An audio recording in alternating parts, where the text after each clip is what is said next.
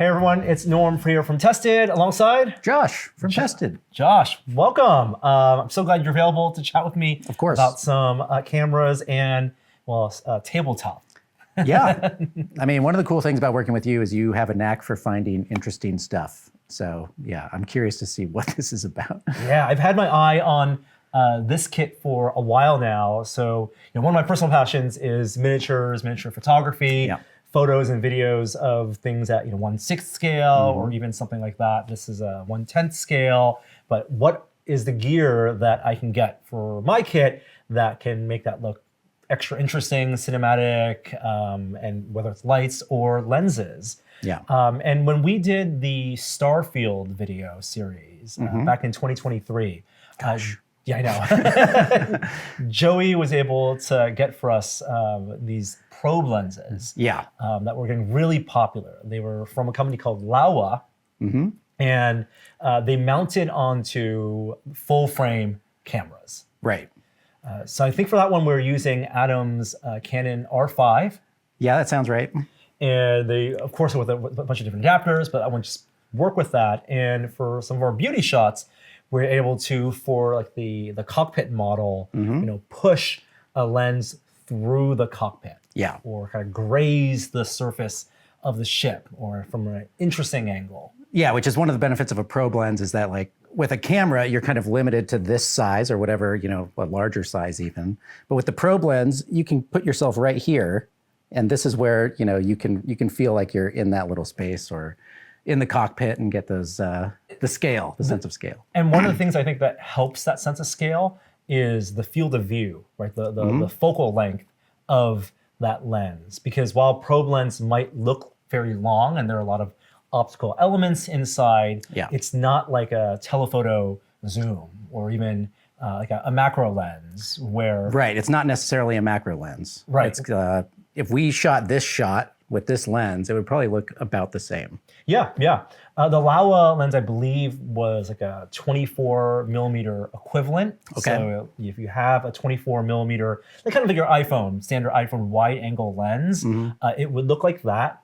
But again, like you said, you can push it into interesting places and you can get really up close with subjects. Like really, really close to a point where a miniature, it might look like you're holding, a DSLR camera right up to the person's face. Yeah, because that focus distance can still be extremely close to the lens there. That's one of those interesting attributes, that minimum focus distance. Yeah. It's not like a stat that you see written on a lens. You might see, the aperture, right, the focal length, but the minimum focus distance, how close you can get to the subject, how big that image of that subject appears relative to like 1:1 scale. Right. For a probe lens, like you can get within centimeters or under even a centimeter. Yeah. Do you happen to know what it is for this one? This is 16 millimeters, 1.6 centimeters is that minimum focus distance. And this one is made by Sandmark. So, once we finished shooting that Starfield series, we had to return that set of Laowa lenses. And they're expensive. Like they're made for full frame cameras. They're about $2,000 just for that probe lens. And so not really practical to have in our kit. Maybe worth it for a rental, but not like as something that you would use on a day-to-day basis. Yeah, right. I mean, not for us. No, definitely not for us. I think I've watched plenty of YouTube reviews of people who've tested probe lenses, and over time, what they end up saying is like, it's really neat the type of shots you can get, but most of the time you're going to use a 24 mil as opposed to shoving the probe lens 24 mil equivalent into a space. Yeah, it's a niche boutique type lens product. And you want it to feel special. So if you shot an entire piece with only those shots, then you kind of get that fatigue and it becomes less interesting. So it is sort of something you just want for like a one-off, kind of like give that edit some punch. So what caught my eye was that this is a probe lens made for an iPhone. Right. It's by Sandmark, and they make a bunch of iPhone accessories, including lights and macro lenses, and like one of these companies that just makes iPhone lens attachments. But they're the only one I've seen so far that has a probe lens attachment for a phone. And I'll give you an example. This thing just screws on to their specific case via their little kind of bayonet screw mount. Right. And that plugs in front of your iPhone's wide angle, the biggest sensor lens, and gives you this 14 millimeter equivalent ultra wide angle Oh, wow. Okay. probe That's lens quite look wide. Yeah. with that 1.6 centimeter minimum focus distance. So I was curious, one, like if you have this capability, what could be the advantages? Obviously costs. This is a fraction of that $2,000 cost. Okay. It's like $330 for this. You're using your phone instead of a camera. Yeah. So you already have that. So you have that, a little bit more versatile. But the phone camera isn't necessarily as good, the sensor isn't as good as like, a full frame camera. Of course. Yeah. So there are gonna be trade-offs there. My theory was that because it's a smaller sensor on the phone camera, you actually, it's gonna be harder to get like, a non-grainy image, right? You need more light, right? But because it's physically a smaller sensor, you're gonna have less of a shallow depth of field, Okay. Yeah. which I think you actually don't want a ton of for a macro shot. Yeah, not really. Yeah, because you want it to feel big. Right. When you have a shallow, I mean, in our experience, putting a probe lens, putting a macro lens on a full frame camera, getting it real close to the subject, if you're opening your aperture, like you could sometimes get this like sliver of a focus plane.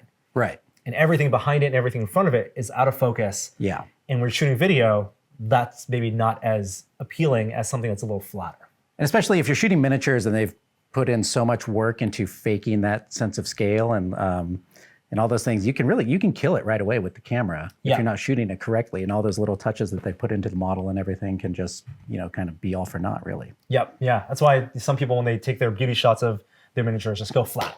Right. Put the aperture down to 11 or 14, put a ton of light around it, but then you're just able to see all that detail. Form factor, also interesting. I have it mounted here, just it's like the base of my monopod. This is just like a iPhone clamp.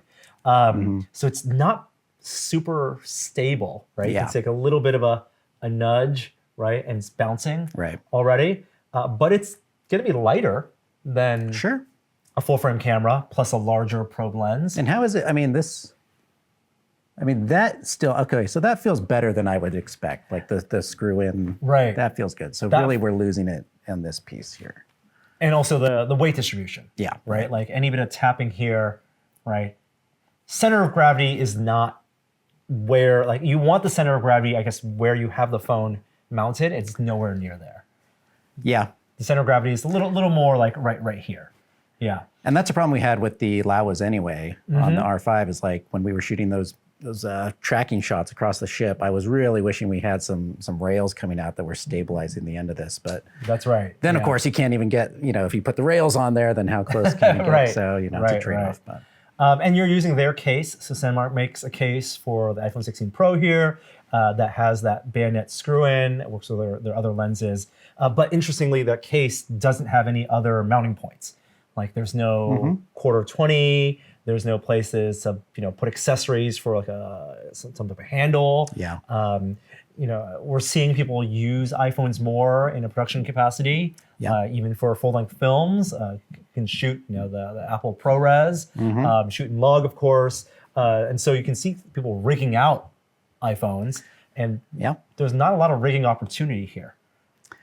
There's zero. I mean, we have a We're using a clamp. We're using a clamp, and we're using a little bit of Velcro. That's our crappy iPhone rig. Which is kind of strange because it's not like you would want to shoot a lens like this handheld. Handheld is super interesting. So I'm gonna take it off of the clamp just for a second. And this is the type of lens where handheld is, I guess, you can get some interesting shots handheld, right? So like Sam Raimi style, right? Little moving cam. And I mean, for stills, that wouldn't necessarily be a problem. But I've found that in just using this for a bit, because I want to have a lot of light on this, I want to shoot for stills longer exposures. Oh, okay. And so I don't necessarily I want to drop down the ISO, not have to have it bumped up, and use light to compensate for the size of the sensor, for the small aperture of the probe lens. And so I want to have this on a slider, or for photos, have it mounted on type of a monopod or a tripod. Yeah. I've seen videos where people can push this in interesting places handheld, and you get certainly a look. But the most fun for me is just putting it on some type of stable mount. Okay. I'm actually just at the end of that lens. Are there LEDs? There are, and we saw this in the probe lens as well. So there's a USB-C port here. And oh, that's what that's for. Okay. If you press it, it actually turns on the ring of LEDs.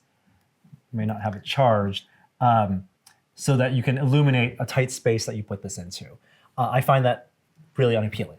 I find that look, that flashlight look of like putting a flashlight into a small space of this harsh, especially with the camera light. Move, that's going to feel super weird to see all the shadows moving with the camera. It's not going to feel right. So we have this model of DeLorean here. This is Tomi's 1/10 scale DeLorean, and I thought it could be fun to try putting this on a slider and getting a shot of Einstein here, and also of the whole dashboard and all the interesting stuff inside. Exactly, with the lights and everything. Get the lights going here. Yeah, using this lens. You want to set it up and see if we can get a shot? Yeah, I'm curious to see how much light we're going to need.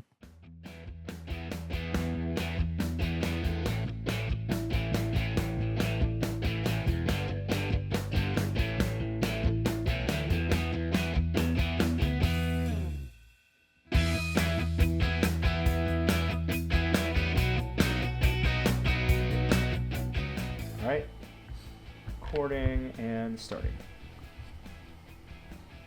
Pulling back. It's a 20-second interval, so we'll get at least pushing back in and a little bit pulling back out.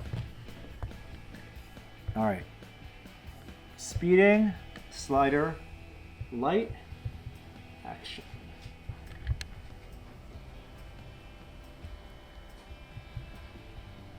Keep on looking around. Flux capacitor. Oh, Einstein.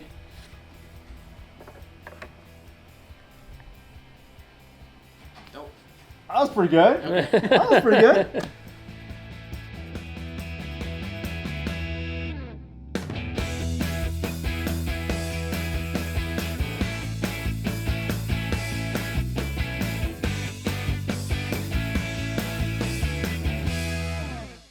Okay, so Josh, we're back. We just spent like an hour trying to get this one shot. Yeah, exactly. Yeah. What were your takeaways?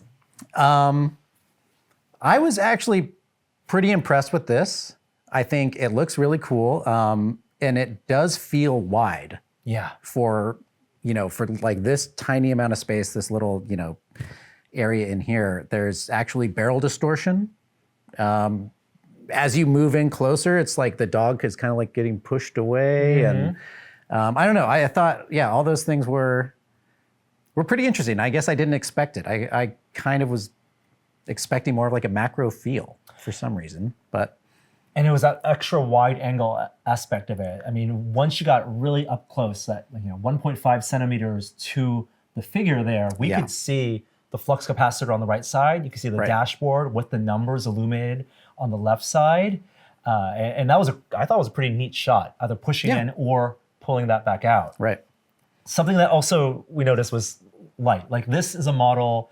We have a lot of these collectibles that have lights built in. Sometimes built like a lightsaber with a USB light. None of that, or very few of those lights, were visible, given how much extra light we had to put on the model. And these are like tiny lights. They're made to look great on your shelf with, maybe even in the dark. Yeah. But this thing, you really have to blast light in all these little corners here just so that, everything comes up in the image. And so, all those little lights that are built into the DeLorean get washed out. I did some testing at home where I had some like COB LED strips and LED filament where I could really bump up the voltage and get it really bright. And for those, I think I could actually get some nice usable shots. Yep. And part of that's because, like I said, I wanted to make sure we were getting as clear and crisp an image quality off of the iPhone, even their ProRes video. And so I was Right. dropping down the ISO down to 100 basically, 100, 200, so that we would not be bumping up the gain. Because when you're shooting in ProRes, you're also losing some of the extra filtering for the noise. Okay. Yeah. So to compensate for that, we're throwing in a ton extra light, but have to keep in mind that if we're going to use extra lights, that's going to wash out, or it's not going to balance with whatever native lights are going to be in your subject. And that's a thing that happens with any kind of setup, really. It's like, when you're lighting, you're trying to, it's just a balance every time. So, it is to be expected, but. Something also interesting was focus. So this lens has a, you can dial in the focus for that minimum focus distance real close. And we can even maybe want to hold Einstein or hold a figure, something. Sure, I got close this to little it. tabletop figure here. Yep. So if we move this, this is kind of focus further back. I'm going to estimate dial it in, 1.6 centimeters here. Right. This is the closest that we can get. Now, what's interesting is that they're actually, even though one focus dial, there are actually two focus systems in this whole arrangement. Yeah. Because there's also the focus on the iPhone lens itself. Right. And so using the Blackmagic camera app, I can change that manually. You want to throw that that subject there again and hold it tight. This, I believe, focused on the iPhone to infinity. And if I bring that in as close as possible, then we finally have a sharp that image. looks great. Right. So this is the closest focus on the lens stack on the iPhone, as well as the closest focus on the probe lens. Okay. Now keep an eye on this image. I'm going to change just the focus on the iPhone, and maybe look at not just the subject, but look at the background surrounding it. Did you see that adjustment? That's wild. I'm trying. So it is different than a crop. That's actually It's not a focal length shift. right. Right? So it's not barrel distortion, but you can see it's warping. This is the adjustment of the lens stack inside the iPhone for focus. So it's the focus breathing Yeah. Right. of just that, but amplified by the probe lens. Yeah, and just and the focus, the close focus distance that we have here. Yeah. So something that we have to keep in mind when we're shooting these is to lock in that focus and not use autofocus, turn off autofocus on the phone and rely on that manual focus and just have it basically set to as close focus as possible on the phone. That's super trippy. Yeah. I mean, it's a byproduct of this thing being an aftermarket accessory. It wasn't the phone's camera sensor and lens, native lens, wasn't designed for this use case. Sandmark is just adapting it. Exactly. Yeah, it's a lens adapter. It's not like an actual lens. One final thing I wanted to show was, for example, a 6th scale figure. So I'm going to go flip this around and I'll angle it up right here. Right. So I have a character here. And one of the things I like being able to do that the probe lens, because of how wide it is that it can look like a handheld camera, at an interesting angle, not just straight on, because of how wide it is, right? But I'm still not getting, even with that minimum focus, it's not bad. It's like this distorted look, right, on the portrait, right? Because that's a 14 millimeter equivalent look, and that's not a flattering portrait. It becomes flattering, or it becomes interesting if I have it off axis. And I mean, it's like his skull feels distorted. It feels narrower than it actually is. Right. And if you think of it, you're treating it like an ultra wide angle. When you use an ultra wide angle up close? Right. You want to capture other elements in the frame, multiple subjects, or create some sense of strangeness. Yeah. Right. That's where this probe lens could be interesting. Yeah. So I have one last thing, which is also made by Sandmark, and this is their macro lens. And so if I unscrew the probe lens, So you this is go. all the same system, Same system. case, and okay. It's a really giant front element here. Oh. So I can screw this in properly. There it goes.